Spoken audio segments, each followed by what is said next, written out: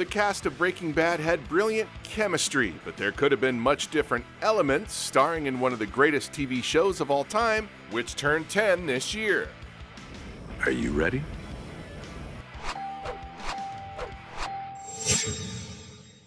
When creator Vince Gilligan sold Breaking Bad to AMC, the network suggested two 80s movie stars as the show's lead, John Cusack. I guess it made more sense to commit to nothing. Keep my options open. Or Matthew Broderick. Incredible. One of the worst performances of my career, and they never doubted it for a second. Both were reportedly sent the script, but neither actor has admitted to passing on Walter White. The casting directors then suggested Malcolm in the Middle's Bryan Cranston, whom they had just auditioned for Aaron Sorkin's play, The Farnsworth Invention.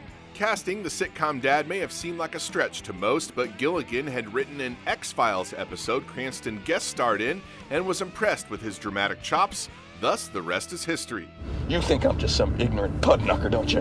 And speaking of the X-Files, Aaron Paul also guested on an episode of the Supernatural series before his audition for Jesse Pinkman, which has lived in infamy on YouTube. All of a sudden, age, what, 50? He's just gonna break bad?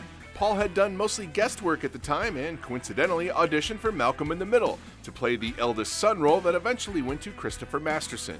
Others who auditioned for Jesse include Gossip Girl's Penn Badgley, Roswell's Colin Hanks, and Veep's Reed Scott.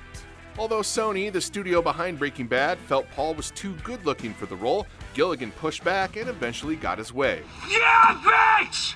After Breaking Bad launched and became a water cooler sensation, big names like Philip Seymour Hoffman and Michael Cera wanted to appear on the show, but producers were committed to lesser-known actors. One exception was Jesse Plemons from Friday Night Lights, who beat out Robin Lord Taylor, now known as Penguin on Gotham, for the role of Todd. I'm doing everything just like Mr. White taught me, so...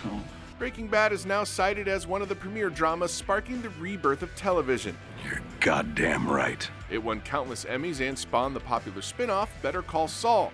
But none of that would matter to Walter White, who famously admitted his intentions. I am the one who knocks.